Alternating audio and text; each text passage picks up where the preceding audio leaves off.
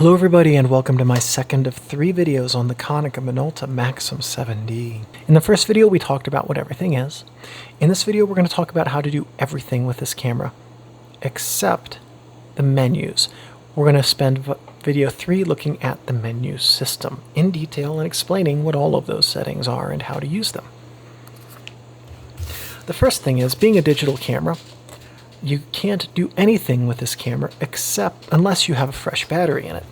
So we're going to take the battery out, which we do by just opening the battery chamber this way. Okay, the battery should drop out. Nope, there's a clip in there to hold it in place. Push it towards the front of the camera, and now the battery drops out. The 7D uses a proprietary NP400 lithium battery that is rechargeable. When you have your fresh battery, you take it contact side towards the inside of the camera, slide it in. When it clicks in place, you close the battery chamber door, and we've replaced the battery. We've got a battery in there, so we should now figure out how to mount and unmount lenses so that we can take photos. To remove a lens, you simply push down on the lens release button and rotate counter or anti-clockwise until it clicks and stops, and now you can remove the lens. To put your next lens on, red dot to red dot, like that, turn clockwise. When it clicks, it's mounted, and you've changed your lens. The next thing we're going to do is change the memory card, because we can't actually record any photos without a memory card. To get into the memory card, we open this door on the side here. We're going to push this button until that lever pops out, and then push it in, and now we can remove a memory card that was in there. This way we can take this memory card and go plug it into our computer to transfer our files to our computer. The next thing we're going to do is we're going to take the memory card that we have after we've moved all of our files, and we're going to push it in. The label side that indicates what type of memory card it is faces the front of the camera. The CF card grabbing lip right here faces the back. So we're just going to slide this on in. It just nests neatly and easily. Close the door, and we've inserted the memory card. So the 7D will accept both Type 1 and Type 2 CF cards and micro drives. I know that micro drives aren't made anymore, or I'm pretty sure of it. I'm not sure when they went out of production. I've only come across a few of them in my life, and none of them worked. They had all just failed either with time or abuse. Micro drives were literally CF card sized, a little bit thicker, spinning hard drives, and they weren't great when they came out. So this can take Type 1 or Type 2 CF cards. Type 1 and Type 2 vary only in the maximum thickness in general. Type 2 are mostly those micro drives that we were just talking about. To the best of my knowledge, like I said, micro drives are out of production. Good. So Type 1 CF cards are what you're going to look for when it comes to getting a memory card for this camera. The maximum size CF card this can take is reportedly 32 gigs, though internet sources that I read range from saying it's anywhere from 4 gigs to 32 gigs for the maximum size. So I used a 16 gig CF card. That's the largest one that I have. I don't have any cameras I use on a regular basis that use CF, so I don't have a huge need for them. So I used the 16, which you saw in there, and it has given me no issues whatsoever. It can hold about 1,700 photos on there, so 16 gigs is a good size memory card for this camera. One thing to bear in mind is that when that lamp is illuminated, don't remove the memory card, because if you do, you're going to lose a bunch of photos. So now that we've done that, let's take this camera and use the flash, because we're ready to start taking flash photos. I guess that's just how the script's written. Roll with it. So there are 2 ways to connect the flash to this camera.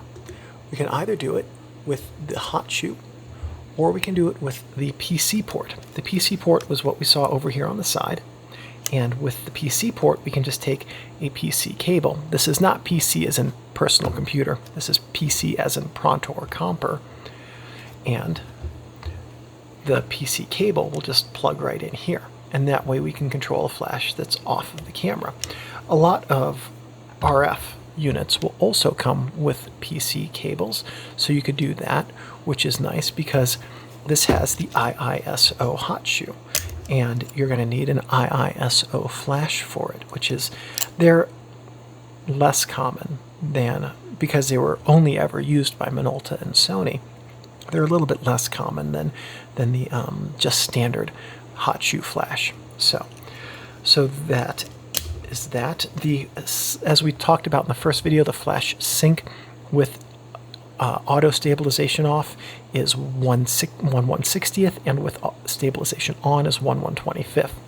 In general, the reason that a flash sync exists is that you have one curtain, it opens, and I know it goes top to bottom on this camera, but first curtain opens, and then at 1/160th, let's say, the entire sensor is open to light, and then the second curtain closes, and then they reset. Okay, and then that process happens over and over again every time you take a photo. At 1/500th, the second curtain will follow close behind like that, so you never have the entire image open to light. You would only get a strip of it exposed to light at any given time. At 1 second, the first curtain would open, and then the entire sensor would be exposed to light for a second. The second curtain would close, and then they'd reset like that. That's why you have a maximum shutter speed for your flash sync. It's a limitation of how much space there is between the curtains. It's a matter of how fast the curtains move, yes, and how much time elapses between the first and the second curtain when the sensor is able to have a flash triggered and have all the light reach the sensor. There are things like high-speed sync, and I am not 100% certain whether or not this can use HSS. It would surprise me if it can't, but that's a different technology beyond the scope of this basic how-to video. So let's talk a little bit about flash technique. Let's pretend that this flash can plug into the top of your camera here, and it has. The worst possible place to have a flash on a camera is in this orientation, with the flash directly above your lens. The reason for that is that when the flash triggers, it's going to send this wall of light towards your subject, some of which will reflect off of them back to your lens and to your sensor. That wall of light is flat. It's going to make your subjects look flat, and if you don't have red eye reduction turned on, it's going to cause your subjects to have red eye in their images. So that's not a look anybody necessarily wants. And the reason that's not flattering is because the light, when you sculpt it that way, doesn't reflect what people think of as flattering. So think about how we see other people when we're outside and the sun is above us, or when we're talking to someone in the hallway at work and the lights are overhead, or at night and the street lights are again above us. Our brains are hardwired to seeing a subject lit from above as being lit in a normal or flattering manner. So there are some things you can do if you just have a standard flash with no cable connection. Try and get one that has a tilting head, because if you can tilt the flash upward, this way what you can do is bounce the light off of the ceiling, which will have the light leave the flash, reach the ceiling, go back to your subject and back to your sensor in a way that replicates the normal positioning of light. If even better, in addition to having a head that tilts, is having one that can swivel, because this way if you don't have a ceiling, you can bounce your light off of a wall and come pretty close to replicating that look as well. The other thing you can do, because this is an autofocus DSLR, is you can either plug a remote trigger into your hot shoe or into your PC port, and then have the receiver on your flash, and you can use the autofocus to focus and hold your flash however you like. That gives you the ability to use any kind of flash you would like to use with this camera, and to get the kind of results that you would like to get to make your subjects look good. Okay, now let's get to the meat of this video and talk about what all of the different controls on this camera do. For that, we're going to turn it on, because eventually we're going to get to the back of the camera. Okay, over here is the exposure compensation dial. I showed you how to use it in the first video, but what it does is over here is the plus, and this is in the third increment. When you push the unlock button in, you can increase your exposure. So let's say you're in shutter priority. You're going to have 1/125th of a second. When you increase the exposure, the aperture will be wider than it normally would for a proper exposure. If you decrease the exposure, the aperture will stop down more. In aperture priority, the converse is true, where you control the aperture and then the computer would adjust this with the shutter speed. In program, the computer will probably do a little of each. So this side of the dial is third stops. This side of the dial is half stops. And the half stop dial allows you to do up to 3 stops of over and under exposure, whereas the third stop dial only goes up to 2. So, worth considering the trade-off. Do you want third stops, or do you want that extra stop of control? Here, as we talked about briefly in the first video, is your flash exposure compensation. Has the exact same function as the EV compensation dial, but only controls flash power. So you can overclock or underclock your flash to control the amount of light coming out of it. Here is the shooting mode dial. The shooting modes are pretty well standard. We'll start here with green box, the green P. This is fully programmed, fully auto mode, which is, does it have an actual name? Nope. If it does, I didn't write it down. So basically what this does is this takes everything out of your control. The camera is going to do what it wants, and you will like the results. That's not a suggestion. You will like the results. So basically, this is turning your camera into something that functions about like a cell phone camera. P is what's called program mode. You can select the ISO, and the camera will pick the best shutter speed and aperture combination for the subject, lighting, and scene in front of it, and you don't really have that much control over it. Aperture priority, you select the aperture, and the camera will pick the best shutter speed for your ISO and the lighting and the scene that's in front of it. Shutter priority is the same but different in that you control the shutter speed, and the camera will select the best aperture, again based on your ISO and lighting and scene. Full manual is you control everything: the ISO, the shutter speed, the aperture, and if you get it right, great, and if you get it wrong, the camera's going to do it anyway. So your success is reliant upon how well you do this. 3, 2, and 1 are preset sets of functions. So in video 3, we'll see how to set those. And what you can do with these is create custom feature sets. So you could set one up for portraits, another one up for action, another one up for food photography. And that would allow you to go into each of those 3 different settings with the same set of exposure parameters, so you know exactly how your camera is going to work in each setting. With this dial that's around the mode dial, we now have access to the drive options. So we talked a little bit about them. Over on this far side, we have your bracketing options, single and continuous. Single bracketing, if you're going to take a bracketed sequence, you have to press the shutter button each time. Continuous, you can hold it down for the bracketed sequence. This is single shot, which means you push the shutter button down and it will take a photo, and you can hold it down and it will never again take another photo. Continuous will take photo after photo until you underrun the buffer at a rate of 3 frames per second. 10-second self-timer is a self-timer countdown that will go for 10 seconds until it takes a photo. 2 seconds is the same thing, but only 2 seconds. And as you might have noticed, the mirror does lock up when you start the self-timer countdown, which is always a nice feature on a high-end camera. Here's the front command wheel. This will allow us to make changes to different settings, and it's context dependent which settings we use it for. But in general, we're talking about controlling the aperture or the shutter speed depending on how you set up your camera. This is the shutter button. This has a single function to take photos. Here's your white balance switch: auto white balance, program white balance, custom, and Kelvin that we can switch through just like that. I misspoke. PWB is preset white balance, not program white balance. So with this setup, auto white balance, the camera is going to automatically select the best color combination to give you a proper white balance. With preset, custom, and Kelvin, if we select those, Now the white balance button up here does something. In auto white balance, that doesn't really do anything. So we're going to set it in preset, and we're going to push the auto white balance button. Now what this does is this brings up a bunch of different white balance presets. And we're going to go through them here.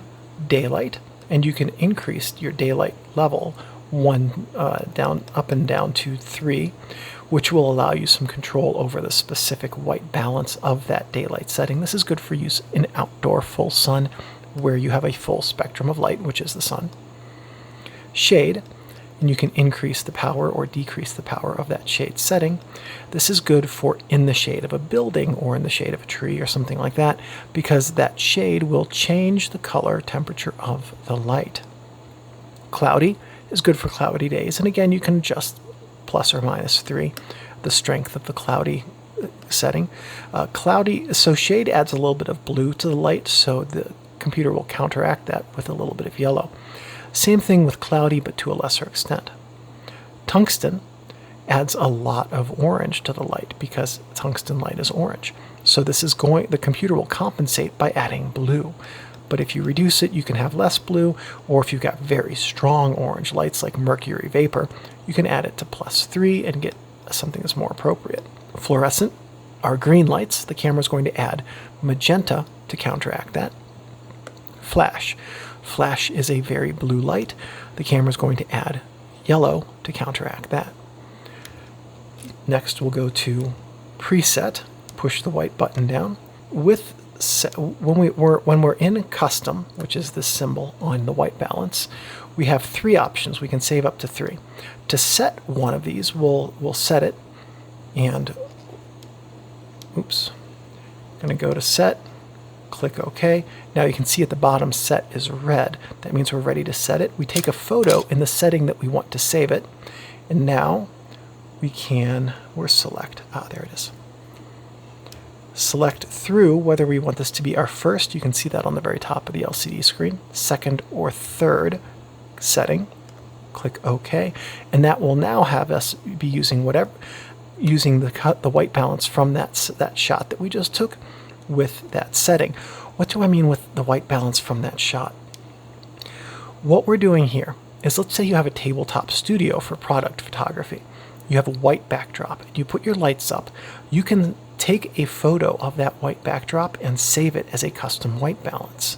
And that way, as long as you have your light set up in the exact same way each time, you have a white balance that will give you a consistent white for your backdrop and correct colors for that specific tabletop setting. You could do that here. If you have a studio, you could do a studio in your other ones. Maybe you're using a different color temperature light in that studio because they're different lights.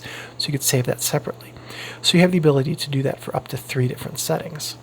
With Kelvin, we'll put it in Kelvin. We'll hit the button, the WB button, and now we can scroll through different Kelvin temperatures to manually set the Kelvin temperature of the white balance. 5500 is approximately daylight. Okay, next thing we're going to do is we're going to go through all of the buttons on the back. We're going to start here with a menu, and we're going to punt that to video 3. What's in here is going to get its own video because there's a lot to go over. So if you're looking for something in the menu button, check out video 3. This button is your display, and this scrolls through your display screens. Off being one of them, maximum information here, minimum information here. So those are your 3 display options with this camera. So we'll go through what the different information is. A for aperture priority, F8 for your aperture. Here's your light meter, and basically your objective, whether you're looking at it on the LCD screen or in your viewfinder, is to get that little dot above the 0 to be above the 0. -3, way too little light, +3, way too much light. The closer you are to 0, the closer you are to a proper exposure. Then let's change this to a different mode, like manual.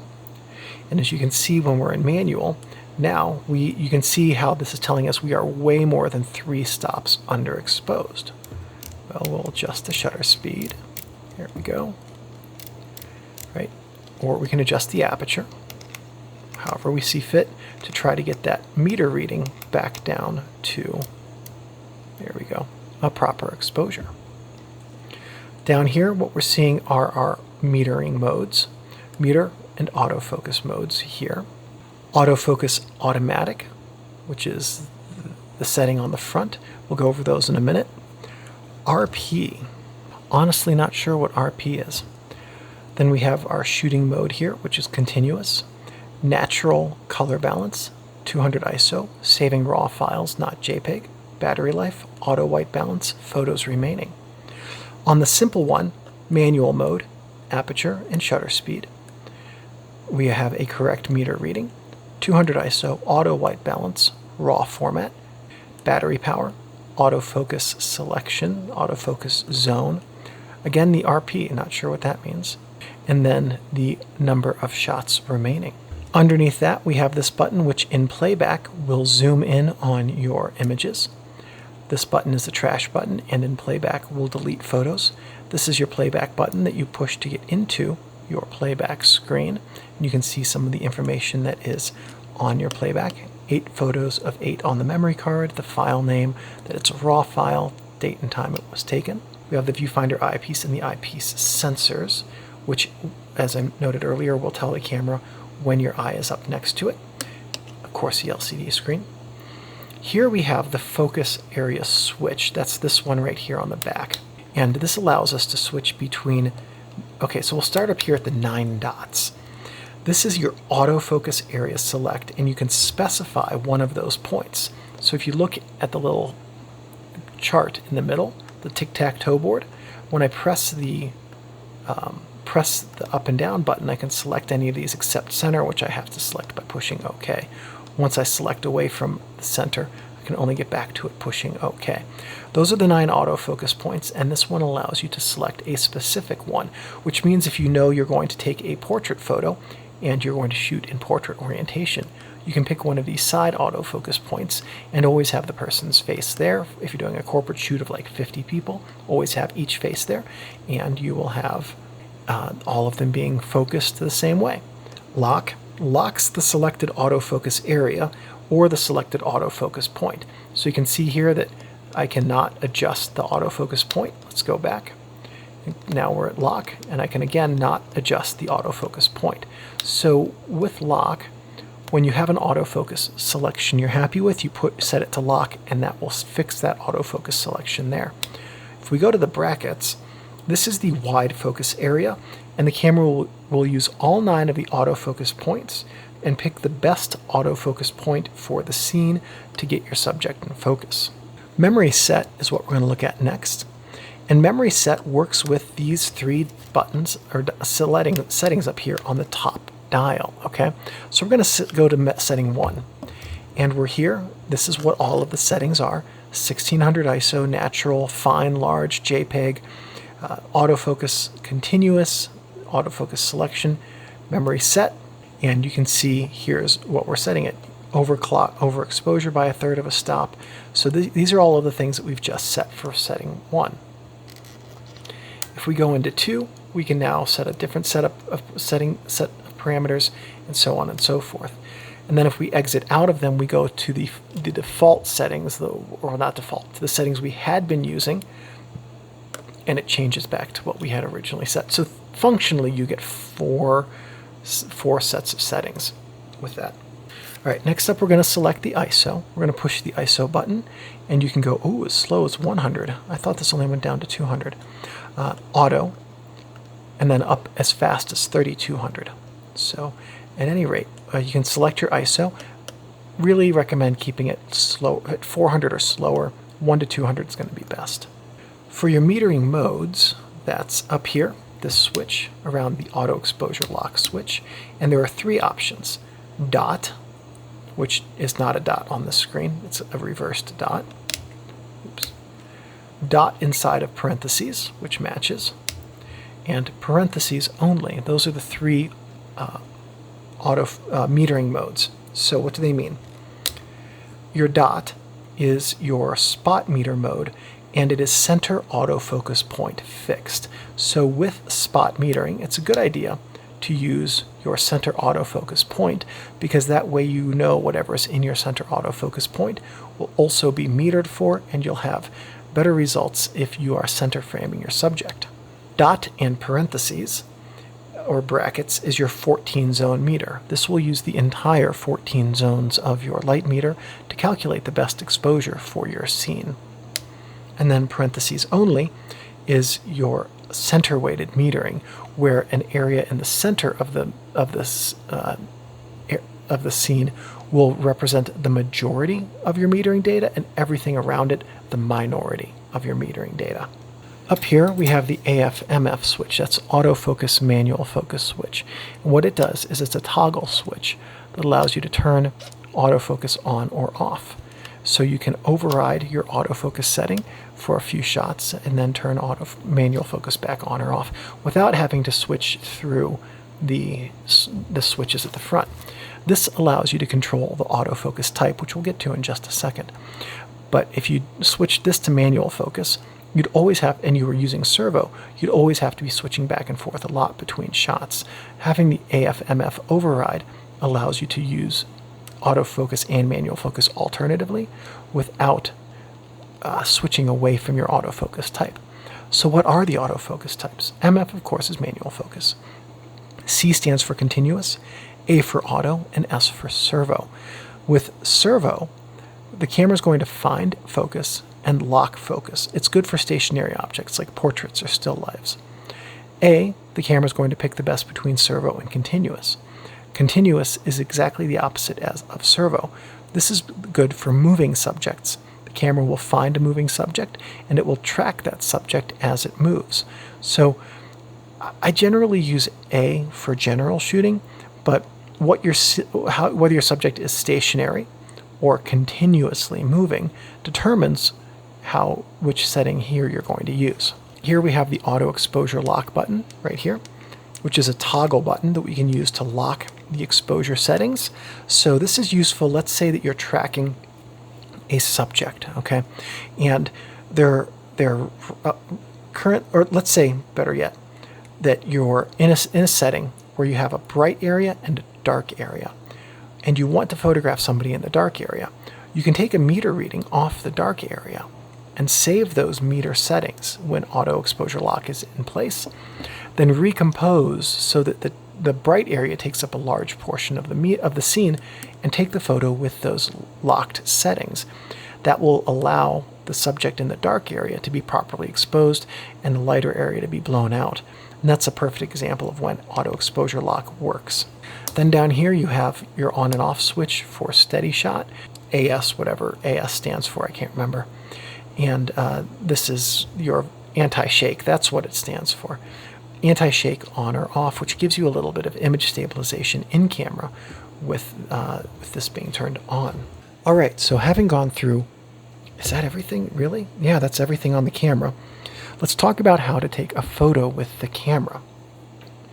We first want to do is set the mode, manual, shutter, aperture, or program, or one of our custom functions. Make sure our white balance is set up correct, whether or not we're going to exposure compensate, our drive mode, autofocus mode and settings. Once we have all of those set up, the camera's going, you can change those on the fly if you need to. Everything here is arranged very nicely so you can do that. But generally speaking, you're not going to tweak them that often, but you can. Anyway, what you want to do is get everything dialed in as you would like it, and then you're either going to focus with autofocus or manual focus, and then take your photo. It's that simple. All you have to do to take your photo is fire the shutter, and you'll take your image. And that's how you take a photo with the Minolta Maxxum, Konica Minolta Maxxum 7D. And with that, we've covered everything there is to know about how to use this camera except the menus. We'll talk about those in video 3. I'll see you over there.